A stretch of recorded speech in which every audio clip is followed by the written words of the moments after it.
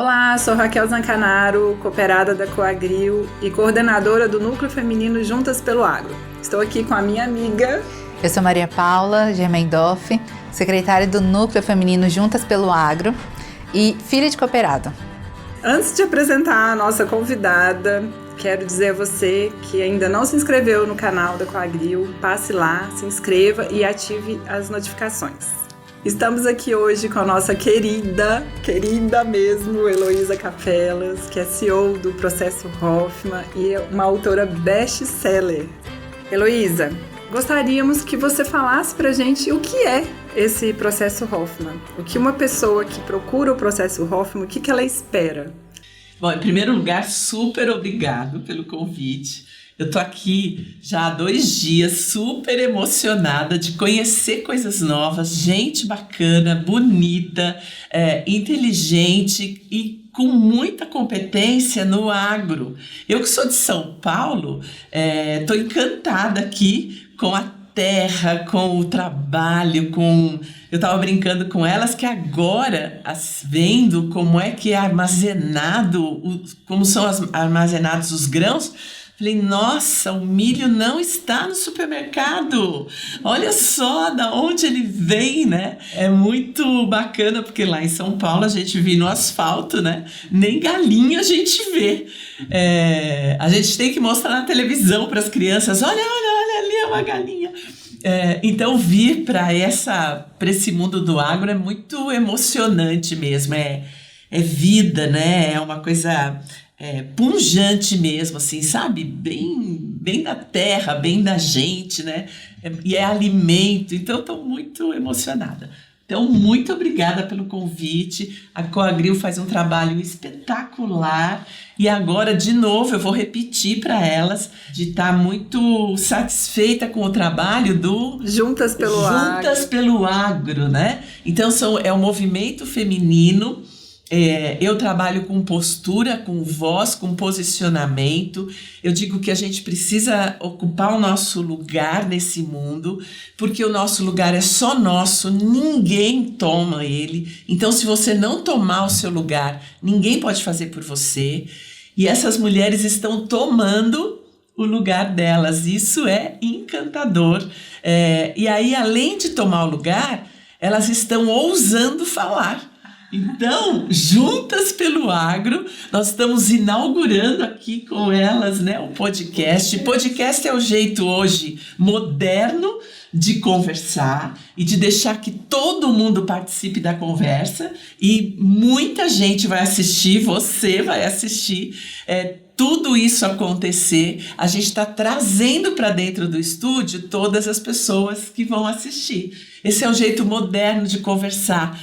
A gente não sabe, eu brinco sempre que eu sei agora que a gente está na Coagril, no estúdio lindo, preparado para esse podcast.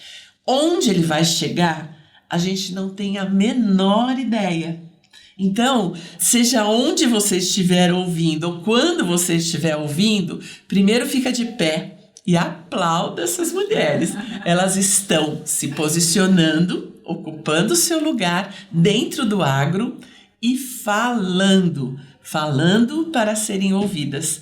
É por isso que eu tô aqui. Muito, muito obrigada. Oh, querida, nós que agradecemos demais você ter aceitado esse convite aqui de iniciar o nosso Juntas pelo Agro, junto com a gente, né, Maria? Tem sido um prazer conviver com você esses 2 dias. Quanto aprendizado, né? Pouco tempo pode proporcionar pra gente. Tem sido, assim, muito enriquecedor poder não só estar mais perto de você, mas também estar mais perto das mulheres. Ontem a gente teve um dia incrível, né? Visitando a fazenda.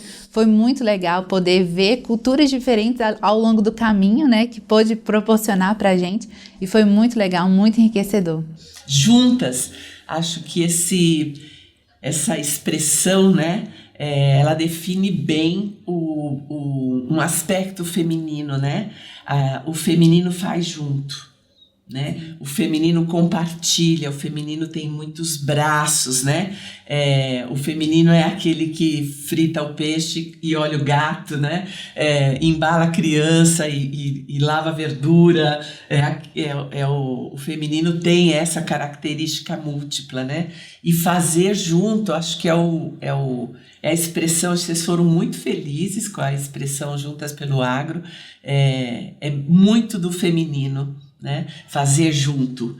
E acho que foi isso que nós começamos fazendo, né? Eu entrei de gaiata aí, né? Porque eu não tenho nada de agro, mas entrei aí num grupo feminino de partilha mesmo, né? E uma conta a história e a outra vê a história e constroem juntas e se descobrem juntas. Acho que essa é a proposta do podcast, né? Mas você fez uma pergunta a respeito do processo Hoffman e eu tenho um prazer enorme de falar dessa metodologia que eu represento há um pouquinho mais de 30 anos. É muito tempo, a gente deixa para lá esse tempo todo, né? Vamos pensar que eu sou especialista em inteligência emocional e inteligência comportamental. Através desse método, ele foi criado pelo Bob Hoffman em 1967, lá na Califórnia. Ele está hoje em 16 países. Ele é o maior curso de autoconhecimento do mundo. Ele é o maior porque é o primeiro, não tem nenhum registro de algo parecido antes do processo. Imagina, ele tem 55 anos. E se existiu, não vingou, então nem teve registro. E o processo, além de ter registro, ainda tem uma história de crescimento e hoje ele está em 16 países. É aplicado do mesmo jeito. Ele tem um standard e esse método é aplicado nesses 16 países. O Bob Hoffman dizia que ele tinha criado uma árvore de Natal e que todo mundo conhece uma árvore de Natal. Mesmo as pessoas que não são cristãs, que não têm nenhuma ligação com o Papai Noel, com o Natal e tal, se a gente falar, bom, então é um aspecto de árvore de Natal, todo mundo sabe o que é. Ele disse, eu criei isso. Nessa árvore de Natal, ninguém pode mexer, que são os tais dos standards. Hoje nós temos uma organização internacional que tem sede nos Estados Unidos e na Inglaterra, para que ninguém possa mexer nesses standards. Então, nós somos fiéis à criação do Bob Hoffman. Mas ele dizia, mas você pode colocar o enfeite que você quiser na sua árvore de Natal. Isso é tão inteligente, o Bob não falava nada na lógica, tudo ele explicava para a gente por metáforas. E ele contou a historinha da árvore de Natal, para explicar o que era o método Hoffman. E os enfeites são as nossas culturas. Então eu aplico a mesma metodologia aqui no Brasil que é aplicada na Rússia, nos Emirados Árabes, na Irlanda, na Argentina, na Alemanha, nos Estados Unidos, na Espanha, e cada um coloca um enfeite. Essa é uma metodologia tão inteligente que ela se acultura. Então seriam efeitos culturais mesmo. Culturais, porque a estrutura é a mesma. É uma metodologia que tem começo, meio e fim. Ela tem duração de 7 dias. É uma imersão, isso significa que as pessoas têm que entrar, no nosso caso elas entram num hotel, e lá elas se despojam de toda a tecnologia. Então elas nos entregam os fones, os relógios, os notebooks, os Kindles e os celulares. Deve ser bem complicado, né? Ficar 7 dias isolado do mundo, de tudo. Eles vão entregando assim pra gente. Com dó. É assim, tem mais alguma coisa? Mais alguma coisa? E mais alguma coisa, é muito sofrido. Antigamente, há 30 anos atrás, não existia isso, né? Imagina que eu sou da época do telefone, um retangularzinho assim, de número, que tinha um disco que a gente discava assim, fazia o 9 assim, fazia tá. Procura no Google, tem aí os museus virtuais, você vai saber do que eu tô falando. E naquela época, no hotel só tinha um telefone. A gente não carregava telefone, né? Não existia. Tinha um telefone e tinha um cadeado nesse telefone, porque não podia ligar. Quando eu fiz o curso, eu participei de um movimento de, no terceiro dia, alguns alunos do grupo foram lá, arrombamos a porta do escritório e fomos tentar arrombar o cadeado do telefone. Olha só. E eu participei do grupo. E hoje eu fico imaginando, se naquela época a gente não tinha apego ao telefone, né? Porque a gente só telefonava, né, no telefone. Hoje a nossa vida está no celular. Imagino. Né? Então o apego a dificuldade é mesmo, muito né? difícil. Por que as pessoas vão e fazem isso? Porque elas querem, assim, decididamente passar a vida limpo. Elas chegaram num momento da vida que disseram assim, ok, até aqui eu vim. Para ir para o próximo nível, eu preciso de ajuda. Então, elas decidem parar o mundo, entrega todas as armas, né? Porque no fim viram todas as armas. Entrega tudo e vai. E aí olha para a sua história de um ponto de vista muito mais abrangente do que a tecnologia pode nos levar. Porque é do ponto de vista interno. Você olha para a sua história desde a sua concepção até os dias de hoje. É uma metodologia muito inteligente, ela é feita em grupo, mas ela não é de grupo. Então, você não precisa compartilhar a história. Seus segredos, suas dificuldades todas, elas ficam preservadas.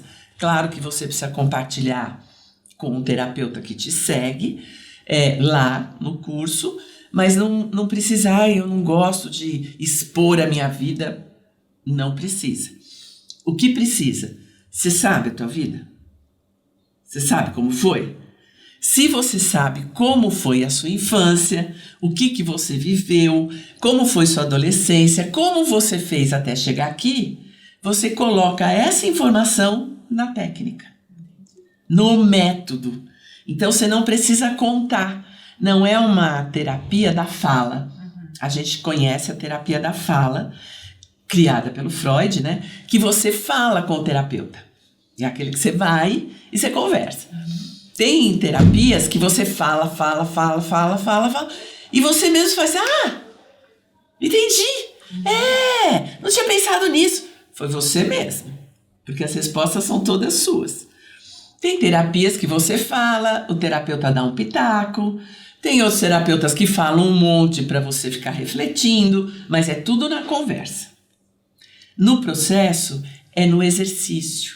Então, a gente usa o corpo para nos compreender e não a fala. Então, é tudo movimento. Então, tem o movimento, a gente fica tempo sentado, tempo escrevendo, tempo lendo, tempo de pé, tempo se movimentando, tempo parado, a gente chora, a gente ri, a gente canta, a gente dança. Tudo que você puder imaginar é feito dentro do processo. E tudo com a sua história. Você compartilha o que você quiser, pedaços, ouve histórias das outras pessoas. Isso, como a gente estava falando no começo, é extremamente engrandecedor, ouvir o outro. Você chega à conclusão de que nós somos, eu brinco muito com os meus alunos, eu digo, gente, relaxa, nós somos tudo batata do mesmo saco. A gente é tão parecido. Nós é que queremos ser especiais. Nós é que, por conta da nossa história, nos construímos ETs, achando que a gente não se encaixa, que nós estamos fora de contexto, que somos inadequados. Mas quando a gente junta, nós somos tudo igualzinho. Na dor e na capacidade de amar, nós somos exatamente os mesmos. O que difere é nesse pedaço. Então, vocês tiveram uma história porque foram criadas na fazenda. Eu fui criada no asfalto. A nossa história é só essa. Mas eu fui criança como você, eu também tive pai e mãe, eu também tive irmãos, disputa de irmãos, briga de pai e mãe, problema com dinheiro, troca de casa, tudo isso como vocês.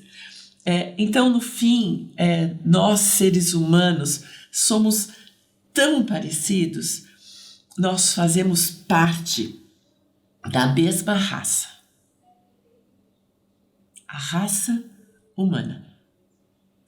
E isso nos iguala. E reconhecer isso, que é isso que a gente vive no processo, nós ganhamos todo o nosso bem de sermos quem somos e todo o nosso mal de sermos quem somos. A soma de tudo isso é a nossa potência. E se apropriar dessa potência é se apropriar do seu amor próprio. Então, passar para o próximo nível, depois que já se conquistou, depois que já testou, depois que já construiu, já está pronto, você é um adulto. Você já chegou num lugar bom. Agora, vai para o próximo nível. Precisa encontrar uma outra qualidade de amor. Porque essa você já viveu. E essa veio de fora. Essa qualidade de amor veio de pai e mãe. Agora você precisa encontrar o seu amor próprio. Que lindo, né? Forte. Agora você precisa descobrir que é você a geradora de energia. E nós somos uma fonte inesgotável de amor. A gente precisa ser dono dela. Isso que o processo faz. Ele te dá propriedade. E aí, quando você tem propriedade de quem você é, você vai para o próximo nível. E aí passa um tempo sozinho, porque você é dono, você aprimora e passa para o próximo nível. Mais tarde, você se aprimora mais e aí você vai sozinho, porque agora você ficou dono de você. Até chegar no processo, os nossos donos são nossos pais. Nós somos resultado deles. Depois do processo, a gente reverencia. Não, primeiro a gente perdoa, depois a gente agradece, depois a gente reverencia, tudo voltando, ó. E daí a gente vai. Então o movimento do processo é sempre para trás, para depois, é como da flecha. É sempre para trás, para depois solta e puf, a flecha vai. Então, quem quer ir para o processo são pessoas que querem o próximo nível da vida. O que mais que essa vida pode me oferecer? E foi com essa metodologia que eu descobri como as pessoas são ricas. Por serem e fazerem parte da raça humana. É muito legal, já deu vontade de fazer. Ele é lindo, é uma metodologia inteligente, alegre, porque nada fica motivadora, né? E mobilizadora, porque como você tem que usar o corpo, nada fica parado lá, né? Se está parado, é no movimento de parar. Não é o parado, é porque agora para. Agora anda, agora pula, agora senta, agora levanta, porque o Bob dizia que a gente tem 4 inteligências e uma das inteligências que guarda todas as outras que a gente não conhece é a física. Então, ao invés de falar, a gente usa as expressões físicas para deixar as outras inteligências aparecerem. Interessante. A inteligência intelectual, a gente fala. Só que a inteligência emocional, ela sente. E como é que você sente? A gente sente assim, tô com um aperto aqui, né? A gente sente assim, a gente sente assim, a gente sente assim. É o corpo que sente, né? É a física que vai expressar. Vai né? expressar. Tem uma inteligência espiritual que o Bob Hoffman sempre deixava muito claro que não tem nenhuma conotação religiosa, é uma inteligência sua, independente da doutrina que você segue, porque a doutrina é fora, a inteligência é dentro. E essa inteligência é de conexão. É essa que faz você estar aqui. Essa que te conecta aqui com o mundo. E as três habitam o corpo. Só que a gente não sabe pegar onde está essa inteligência. E aí o corpo fala. Então a gente usa o corpo e menos a fala para poder conhecer as nossas inteligências. Então ele é muito inteligente e é um método. E a vantagem sempre do método é que tem começo, tem meio e tem fim. Então o método acaba, o processo da vida começa, né? Porque daí você olha para a vida de outro ponto de vista. Eu sempre digo que o processo é uma luva. Quando você entra, você só tem um dedinho. E aí você vai explorando muitas possibilidades. E aí você sai com os 5. Você faz, eu posso isso, eu posso isso, eu posso isso, eu posso isso, eu posso isso. Antes você podia só isso, que era o seu ponto de vista, do jeito que você está hoje. Como nós somos seres de hábito, a gente se habitua e a gente vicia e a gente faz sempre do mesmo jeito.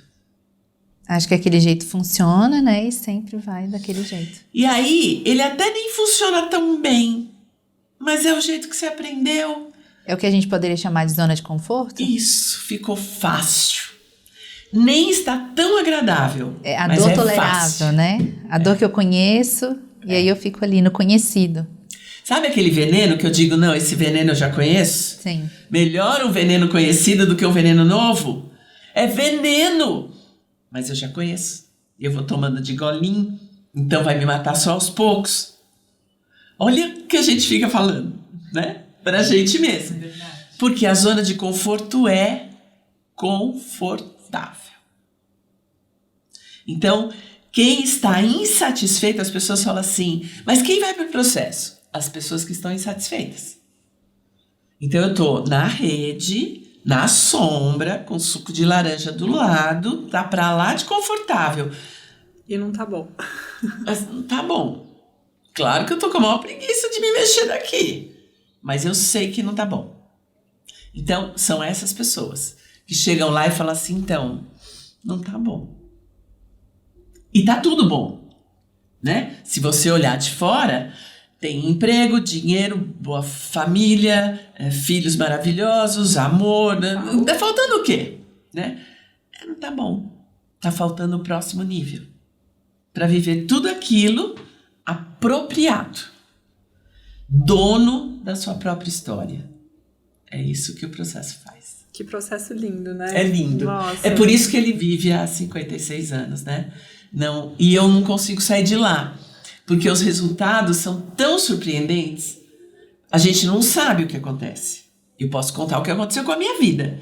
Mas o que acontece com os alunos, a hora que eles saem, eu brinco com a minha equipe, que eu digo assim, agora entrega para Deus. Até agora estava sob o nosso controle, agora solta, que nem filho, né? Eu digo que quando o filho sozinho abre a porta de casa e sai, você faz, ai, Senhor, protege. Porque você não tem mais nada para fazer, né? A hora que ele pôde sair, e os alunos também, né? Então, a hora que a gente libera, você faz, Senhor, protege.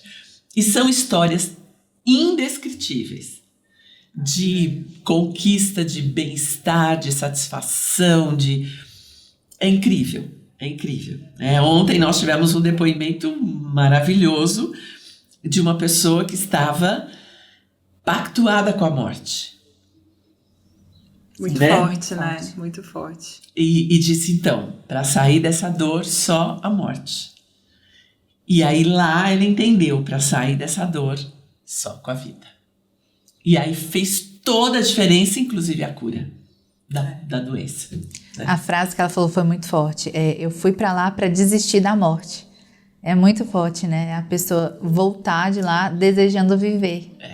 Né? Desejando continuar, evoluir. E 13 anos depois, contar a história de sucesso. Porque os acontecimentos continuaram acontecendo.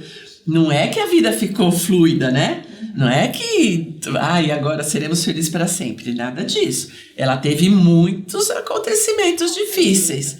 Mas como ela fez um pacto com a vida, ela foi resolvendo e vivendo cada acontecimento viva, né? Essa era a escolha o tempo todo. Toda vez que aparecia o problema, as dores, as dificuldades, ela dizia, tudo bem, viva, eu dou conta. Né? E hoje tá linda, né? Então é uma história linda. Luísa, você falou um pouco que volta, né, na questão da infância, para entender a infância. E agora a gente tentando contextualizar assim, o que a gente vive, né?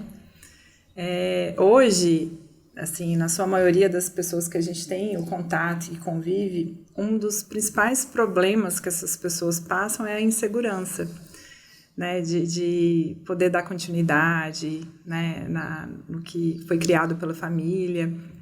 E assim, para contextualizar um pouco, não sei se ajuda até na resposta, vamos voltar ali na geração, por exemplo, dos meus pais, dos pais da Maria, que foram as pessoas que vieram, né, que abriram a área, que tiveram todo aquele sofrimento, né, que desenvolveram a agricultura aqui na região. E depois nascemos, fomos criados ouvindo que o agro não era bom, que o agro era doloroso, que era sofrido, que o agro não sobrava dinheiro. Então, assim, a gente viveu, né, a infância ouvindo isso, né, vendo o dom de produzir alimentos, porém ouvindo que aquilo ali não era bom. Então, assim, posso citar até eu e a Maria mesmo como exemplo, nós fomos procurar formação em outra área. Sim. Nós não fomos atrás, né, de formação na agricultura, né? E por que isso acontece, né? Assim, agora tentando juntar aí as duas coisas, né? Trazer para a nossa realidade. Tem uma coisa, ontem eu estava pensando, né? Vocês contando isso, eu pensava assim, quem construiu com sangue, suor e lágrimas. E amou. Cada pedacinho, né, da construção. O filho, ele pega pronto. Ele não construiu. Né? Ele não desenvolveu afeto como o pai. Né? O pai foi desenvolvendo afeto. A graminha cresceu e aí plantou mais uma, e aí plantou mais outra, e olha, o milho cresceu, e agora então a soja, então não, eu tô encantada, eu tô de fora, eu fico imaginando quem plantou, que a hora que planta, ontem você falava assim, você viu o cafezinho vindo assim, olha um pedacinho dele verde, e depois ele grandão, é encantador, e aí ele é que sujou a mão, ele que cavou, ele que fez, ele que, né, ele desenvolveu afeto por aquilo. E a vida não tem outra alternativa a não ser aquela. Ele foi construindo aquilo. O filho ganha aquilo. No trabalho dele, como foi muito trabalho, todo pai, toda mãe quer poupar seu filho. Eu quero dar para o meu filho aquilo que eu não tive. Eu não quero que ele sofra como eu sofri. Eu quero que ele faça aquilo que... Esse é um dos maiores erros de pai e mãe, porque isso desqualifica o filho. Quando a criança ouve, eu não quero que você sofra como eu sofri, ela ouve, eu sou incapaz, eu sou mais incapaz do que você. Você deu conta de sofrer e tá aí grandão. E você, que é um grandão, que é o meu líder, que é quem eu acredito e copio, está me dizendo que eu não tenho essa capacidade. Os pais querem poupar e as crianças se sentem incapazes. Elas crescem com essa sensação de incapacidade. E os pais querem oferecer e querem que eles sejam doutores. E lá eles vão embora para ser doutor. E aí acaba arrumando um outro problema que não tem sucessor, né? Isso. Que é um grande problema. Isso. Que a maioria dos produtores não tem quem suceda as propriedades. E é uma né? coisa incrível, porque como ele ama a terra, e é o dono da terra, ele não consegue imaginar que aquilo é um negócio. E como negócio, ele pode ser vendido. Como negócio, ele pode ser vendido. Mas ele não passa pela cabeça dele, de jeito nenhum. Alguém tem que herdar isso aqui. Um outro erro dos pais eu trabalhei a minha vida inteira para você. Eu trabalhei para te dar isso. Mas ele nunca perguntou se o filho queria isso. A questão eu trabalho porque eu quero. Não é para ninguém. A gente precisa assumir isso, né? Os nossos pais trabalharam porque eles quiseram. Eles amavam aquele negócio, né? Eles curtiram aquilo. Mas eles estão construindo pra gente. Eles nos mandaram sair, porque eles queriam que a gente fosse doutor. E aí você volta doutor sem apego nenhum àquela terra. Aliás, apaixonado pela sua profissão, porque como ele, você também foi construindo cada graminha da sua profissão e ficou apaixonado por ela. Você é apaixonado pela sua profissão e não apaixonado pela terra. E herda a terra. Tem um compromisso de honrar seus pais e não pode ver aquilo como um negócio. Portanto, não pode vender. E realmente nós até conversamos sobre isso, né? Esse apego, né, que tem sobre o bem, né? Sobre o que... Porque foi sofrido, né? Porque foi sofrido conseguir muito sofrido, né? Agora, se a gente pensar hoje nessa tecnologia que é tudo feito por máquina, né? Que é tudo... Então, aquela coisa do capial, aquela coisa dos barriga d'água, né? Aqueles caminhão cheio de pessoas, né? Que vinham para capinar, para arar a terra, desapareceu, né? Foi tudo substituído por máquina. Então, numa juventude de vocês, é muito fácil pensar, eu vou vender para um fundo, o fundo vai tocar aquela fazenda, porque é gestor, é máquina, é agrônomo, e vai produzir, e vai virar, e vai... Mas o dono da terra diz, mas como assim? Eu dei a primeira enxadada. Olha a minha mão. Olha. Então, assim, é um dilema. Sim, sim. É um dilema. Falando assim até da gente, por mais que nós não fizemos, não tivemos a formação na área, hoje eu já estou há 15 anos, a Maria Paula um pouco menos, mas a gente já pegou amor, né? A gente já faz por amor. A gente pegou, eu acho que estava na veia, né? Foi semeado um dia, né? Essa sementinha. Então hoje a gente faz tudo com muito carinho. Mas eu vejo que muitas pessoas que estão ao nosso redor não fazem, talvez porque os próprios pais não acreditam na capacidade dos filhos, entendeu? Isso. Tem pais que são centralizadores, que acham que vão ser eternos, enfim, não pensa que pode acabar, mas não trabalha essa sucessão, eles não têm essa preocupação de estar passando, né? E é uma história de que, assim, você não precisa sofrer o que eu sofri. E muitos já não se acham dignos também de receber, exatamente. Né? Acabam achando porque assim, se eu não posso sofrer o que você sofreu, é porque eu sou mais incapaz que você. É uma sensação infantil, mas ela vem de uma maneira inconsciente para a vida adulta. E aí, não é que ele não se interessa. Ele de verdade não se sente capaz. Tem uma mente não consciente que está dizendo para ele, você não é tão bom quanto seu pai. Você não vai conseguir fazer o que ele fazia. Você vai precisar de ajuda. Você vai precisar... O pai, ele veio de uma situação talvez até mais precária, sem conhecimento, sem estudo. Foi na tentativa e erro. Ele errou um monte e acertou um tantão. Mas o filho, para herdar, precisa fazer agronomia, precisa fazer veterinário, precisa fazer administração. Isso já mostra, né, que uma das maiores dificuldades dos pais é valorizar os seus filhos. É dizer, Quando eles são pequenos, eles são mesmo incapazes. Mas se você puder olhar para eles e dizer, vocês são capazes disto e não incapazes daquilo, porque o que a gente ouve é isso. Não faz porque você não sabe.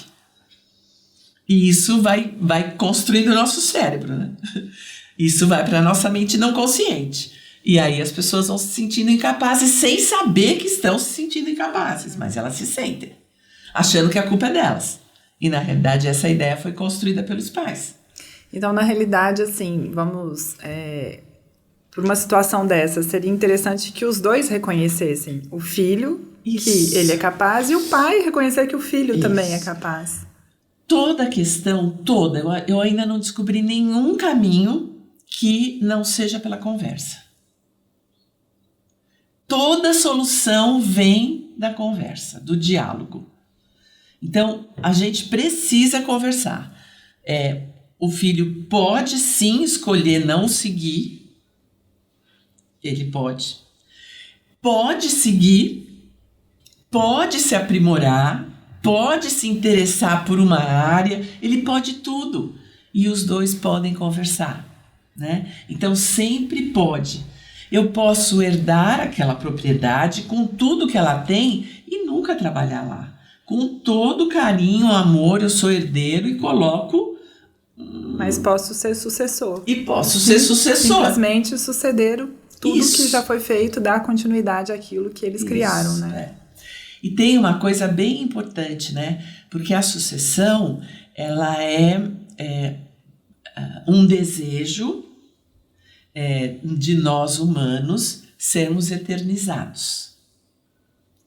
Então, é só um desejo do dono da terra, tanto que é suceder. É uma ideia muito antiga.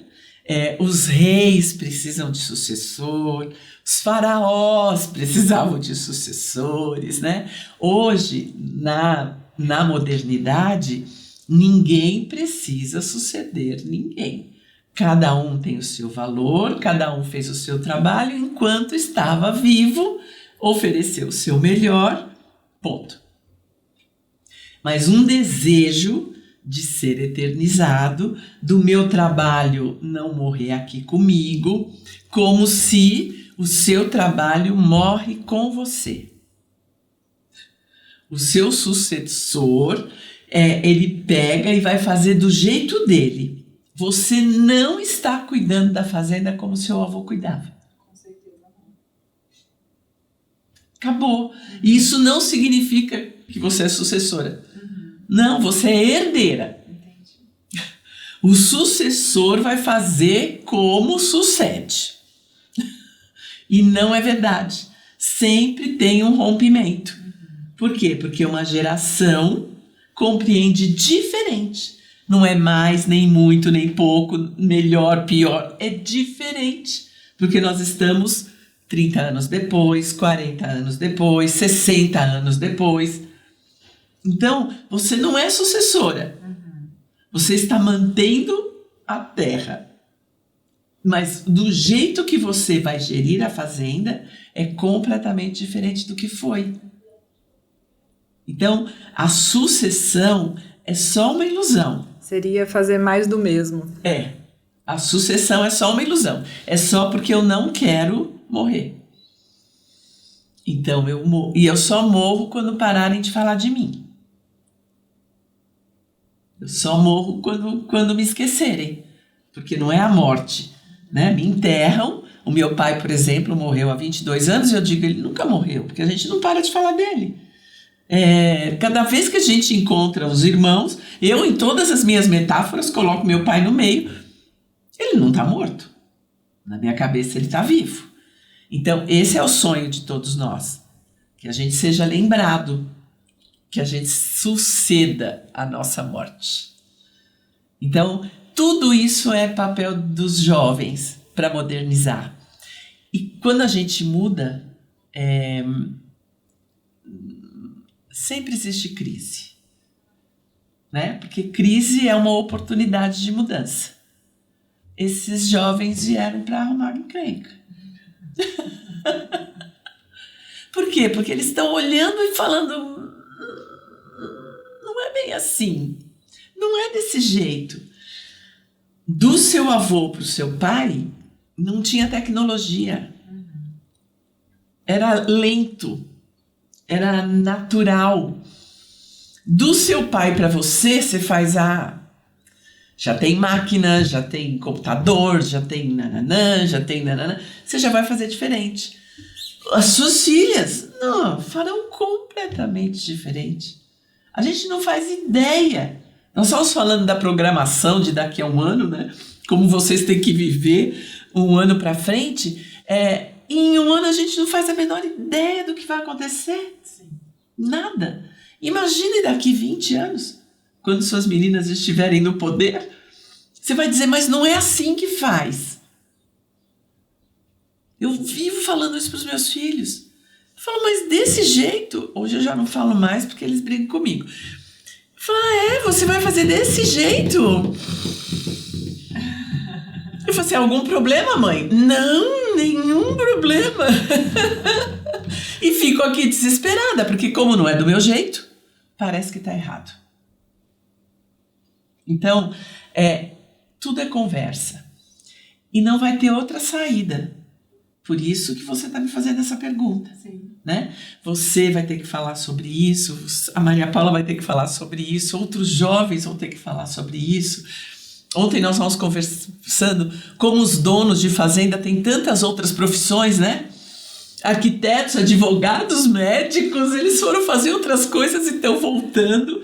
Heloísa, as propriedades rurais, elas são familiares, né? São empresas familiares. E família, atrito. Encrenca. Atrito, família, né? Encrenca. E então, assim, por que existem tantos conflitos, assim, tantas divergências de pensamentos? Tentar explicar porque quando a gente envolve família e negócio, é mais complicado do que sócios desconhecidos e negócio, né? É mais difícil da gente separar ali a família do conflito ali, do planejamento financeiro, de tudo aquilo que está acontecendo, a gente fazer essa separação, né? E é mais difícil de lidar, né, o negócio com a família. Por que isso acontece? A gente queria entender um pouco mais. A gente tem uma leve noção, né? Passamos por isso e a gente passa ainda porque convivemos ainda com a família e o negócio. Mas por que isso é tão difícil, né? Da gente lidar ali? Então, por causa do amor. A família a gente ama. E quando existe afeto, existe expectativa. E aí as pessoas furam a nossa expectativa. E a gente mistura o seu querer, o seu ponto de vista, com a sua falta de amor por mim. E do sócio, eu não espero que me ame. Então eu não tenho essa expectativa. E aí quando você me contraria, você só me contraria.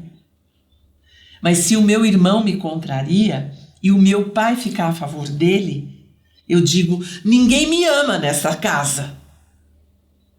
E na realidade não tem nada a ver. A gente, como aprendeu misturado, a única célula afetiva que existe no mundo é a família. É o único lugar onde a gente aprende a amar. Por quê? Porque a gente aprende a amar na barriga da mãe. A gente aprende a amar lá de pequenininho. A gente aprende a amar até 12 anos de idade. Depois é só repeteco. E a gente aprende a amar aqueles que formaram e conviveram, não importa se é adotivo, mas se foi família nesses 12 anos, a gente aprendeu a amar. Aí a gente vai para o mundo adulto com esse amor infantil, que a gente não atualiza.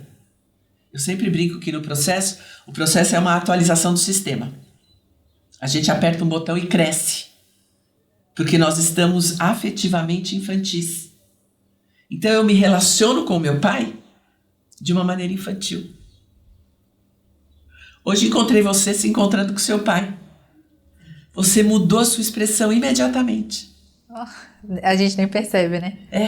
E eu, como sou observadora de gente, falei, ela ficou com 5 anos de idade. Esse é o poder que pai tem, principalmente sobre as meninas. E daí você já não sabia como falar, você já não sabia como se comportar, se você ficava conosco ou com ele, porque isso é amor.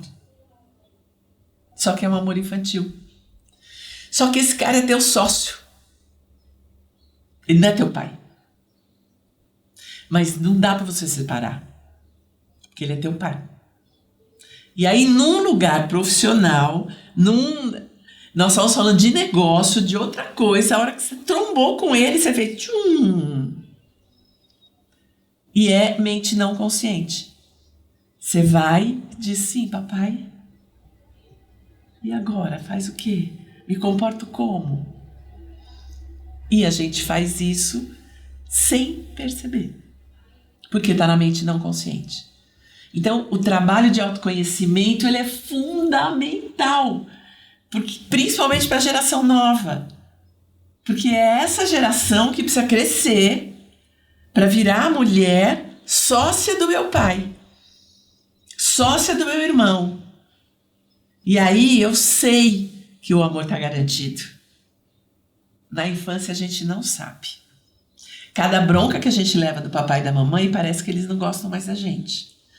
Como eu não cresço emocionalmente, eu vou para a vida adulta, cada bronca que eu levo, eu regrido, parece que eu estou não sendo amada. E aí se for deles então, aí pronto, acabou o meu afeto mesmo. Por isso a gente só se desentende na família. Medo de perder o amor. E no sócio eu não amo. Eu só acho o cara inteligente, competente, eu tenho o currículo dele. Eu não amo ele. Então a hora que eu brigar com ele é de faca. Né? Por quê? Porque eu não tenho nada para perder. Nem eu, nem ele. Aqui eu tenho para perder tudo.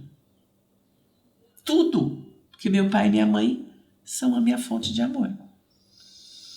É por isso que o autoconhecimento te leva para buscar a sua fonte de amor. Aí você está do mesmo tamanho. Você diz, pai, eu sou contra. E em momento nenhum você teme que ele não te ame. Mas com 5 anos você fala, papai, eu sou contra você estar me dando bronca que eu tomei chuva. Não existe essa possibilidade. Mas com 40 existe. Né? Com 16 existe. Se eu for dona da minha história. Senão eu fico sempre de infantil. Que é o que está acontecendo. Então tem uma geração morrendo. A geração dos que construíram, ou dos segundos que não tinham outra saída, né? Porque os nossos pais já são dos avós, né? Muitos são os avós que vieram, né? Nós já somos os netos dos que construíram. Mas era tão lento, era tão natural, tinham tão poucas possibilidades, que foi. Quando chega na gente, já chegou tão cheio de possibilidades, que pode tantas outras coisas. Você pode mudar a tua fazenda para fazer qualquer outra coisa.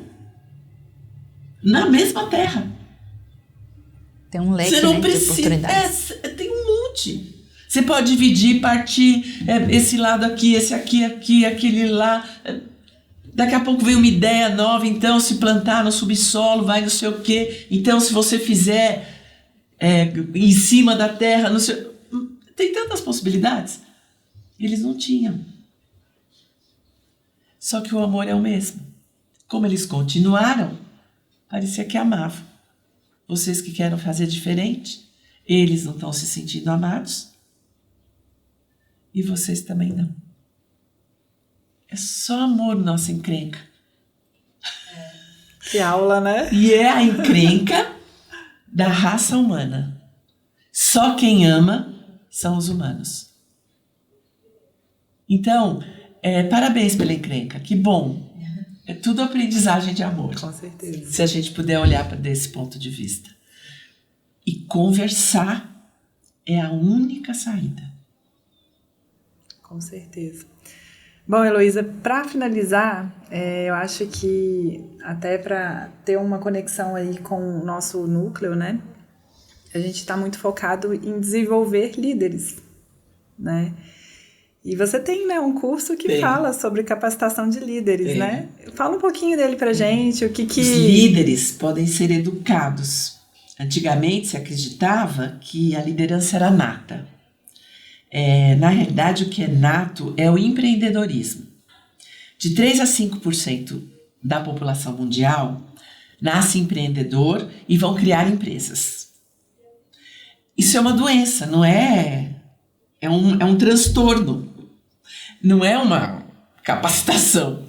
Porque são aqueles que vão quebrar várias vezes, eles vão... Porque a ideia é constrói. De 3 a 5% da população faz isso. As grandes empresas que nós temos hoje vieram de muitas quebradas, de muitas experiências, que são esses empreendedores que vão. E persistem, né? Eles vão, né? Nada para eles. Mas quebrou e... Sabe aquelas histórias de que o cara quebrou, ficou na lona, dali a pouco ele tá rico de novo? Ele quebrou, tá na lona, dali a pouco ele... Esses são os empreendedores. Esses são os natos. Os líderes, eles podem ser educados. Por isso que eu faço uma educação para líderes. Porque a liderança vem do autoconhecimento. Qualquer um pode ser líder, então. Qualquer um. Pode ser quietinho, pode falar baixo, pode ser introvertido, pode ser barulhento, pode ser irritado, pode ser amoroso. Ele vai se construir um líder. Porque toda liderança parte da autoliderança. E eu só posso me autoliderar se eu me autoconhecer. Você imagine eu, dona de mim. Eu posicionada. O líder não vai viver assim. O líder vive assim. O líder tem os 2 pés inteiros no chão. Ele não fica assim. Ele não se pendura numa perna. O líder se pendura nas 2. E ele fica aqui. Ele respira com dignidade. Ele olha no horizontal. Ele nem olha de cima, nem olha de baixo. Ele tem direito de existir. E isso, ele anda. Todo mundo segue. A gente fala, cara, ó o cara aí, ó. Parece que ele sabe. E eles vão atrás. E isso tudo pode ser educado. Então, ele se olha, ele se respeita primeiro, ele valida primeiro, ele reconhece os pontos fracos, ele reconhece os pontos fortes. Sabe aquilo que a gente estava falando da personalidade?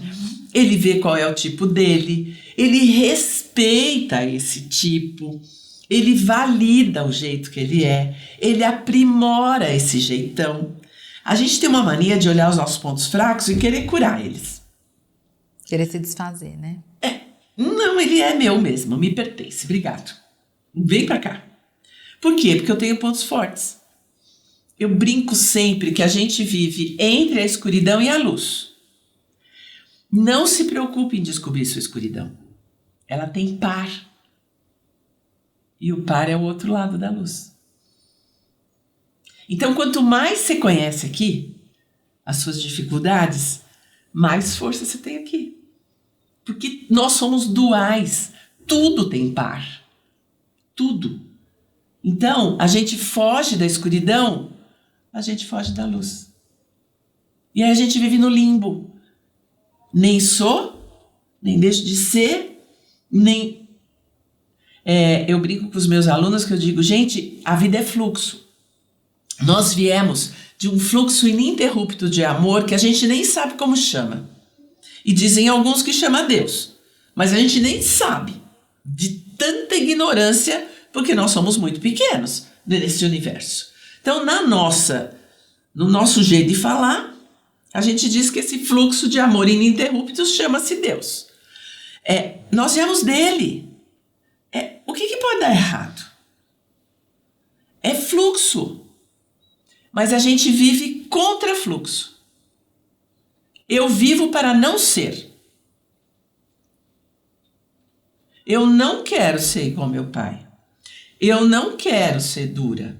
Eu não quero ser orgulhosa. Eu não quero... Não, começa a querer. Então, assim, vive no fluxo do eu sou. Só que eu não quero. Eu não quero meus pontos fracos. Eu não quero minha escuridão.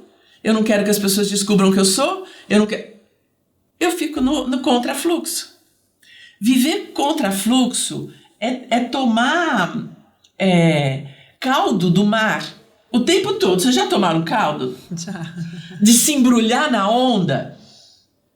Eu falei, gente, a gente vive assim, tomando caldo da vida, porque ela vem. Se você estivesse indo, surfa, né? Porque daí você vai com a onda. Mergulha quando acaba a onda. Mergulha antes de chegar na praia para não dar de cabeça. Fica esperto, mas vai no fluxo. Não, a gente vai contra a onda. Leva caldo. Então, o líder é aquele que ele sabe. Ele sabe quem ele é. E ele fortalece a luz. Ao invés de ficar fortalecendo a sombra, dizendo, eu não quero, porque eu estou dando força para essa... Não, eu fico, eu quero, eu sou. E aí, ó, dignidade, queixo aqui, ó, paralelo, pés inteiros. Respira com ar, olha no horizonte, olha no olho das pessoas, você tem direito. Você é um ser humano, você faz parte da mesma raça. Não tem mais nem menos, nem muito nem pouco. É quem eu sou, é quem você é. Há 30 e tantos anos atrás, quando me contaram do processo Hoffman, era uma mulher, uma líder, uma mulher que naquela época, né, ser líder mulher já era um sucesso. Ela era uma mulher extraordinária, ela era forte, ela era exuberante, ela era diferente. Líder, assim. Eu olhava para ela assim, né, de baixo, sabe? Aquela menininha assim. Uau, que mulherão! Ela olhava dentro do meu olho.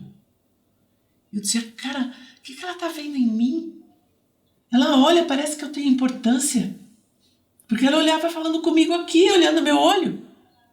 E aí ela falou assim, eu acho que você devia fazer o processo Hoffman. Eu telefonei, me inscrevi e fui. Porque era uma mulher que olhava no meu olho. Como que eu não ia seguir? Era caro pra caramba, eu vendi tudo que eu tinha para fazer o processo. Mas eu nunca parei para pensar, não vou. Ela olhava no meu olho. Eu tinha que seguir aquela mulher. Isso é liderança. Ah, bacana demais. Heloísa, nossa, que papo gostoso, viu? Obrigada. A cada minuto que a gente passa com você, a gente se apaixona mais, né, Maria? Não, é tanto conhecimento que a cabeça fica cheia de informações, a gente já começa a ficar reflexiva, né? Daquilo que você está falando. Que lindo, essa é a minha missão. Fazer vocês pensarem na vida. Ó, e posso dizer que você está cumprindo muito bem sua missão, viu? Que bom, que bom. E vocês também, pensem na vida. Senão a minha não vai ter valido a pena. Heloísa, obrigada demais mesmo. Espero que as pessoas tenham tirado tanto o quanto a gente tirou de proveito dessa conversa aqui, que extrair ao máximo mesmo, porque você é uma pessoa assim de luz, né? É um ser de luz mesmo, fantástica. Cheio de escuridão, mas vai no fluxo. Bem isso. Obrigada, parabéns. Estou muito empolgada com tudo que vocês farão. O mundo será melhor por isso, acredite, é tudo muito sistêmico. Então, uma mudancinha que uma mulher fizer, todas as mulheres do mundo serão beneficiadas. Então, estou muito empolgada com o movimento de vocês. Parabéns. Lindo. Obrigada mesmo, e obrigada por estar participando desse início, né? Tô feliz, tá dando start no nosso núcleo. Obrigada. Acho que não teria pessoa melhor para iniciar, ajudar a gente nesse início e a trazer também autoconhecimento para as mulheres, né? Então, é só gratidão. Muito obrigada. E antes de terminar, queria falar para vocês que eu trouxe o Mapa da Felicidade, meu primeiro livro, escrito há 10 anos atrás. Tem uma história aí. O perdão, tudo se resolve com perdão. Eu me apresento como ativista do perdão, porque toda saída, principalmente na família, dá para se entender e dá para perdoar tudo o que foi, o que é, o que será, e tudo dá para se entender. Dá para suceder, né? Diz que nada sucede mais do que o sucesso. E o sucesso vem com o perdão. Então, eu estou entregando para o Núcleo, o grupo Juntas pelo Agro. Estou muito feliz. Eu tenho um terceiro livro, mas acabei não trazendo. Ele tá esgotado. De tanto que é legal. Ele tá esgotado. Ele chama Inovação Emocional. E eu acabei esquecendo de pegar o meu de casa e não trouxe. Nossa, obrigada pelo carinho. É pro Núcleo, compartilha com as mulheres, vai ser muito legal. Vai estar lá na nossa biblioteca, que a gente já está formando uma biblioteca, pensando realmente, né, no desenvolver dessas mulheres. Isso mesmo. Que bom. Muito obrigada mesmo. Que muitas mulheres leiam esse livro. Com certeza. Nós vamos fazer essa missão, né, Maria, de passar para todas. Conhecimento bom é compartilhado, né? Isso mesmo. Queria agradecer a todos que acompanharam aqui a nossa conversa, o nosso bate-papo gostoso com a Heloísa, com a Maria. E aproveitar para dizer mais uma vez que ainda quem não segue a Coagril, se inscreva lá, notifica, né? Coloca as notificações, ativa as notificações para estar acompanhando os próximos episódios, que hoje foi inaugurado aqui pelo Núcleo Feminino com a companhia aí da Heloísa Capelas. Tivemos o prazer de estrear, né, o podcast Coagril com uma presença maravilhosa, e não perca que muito mais virão.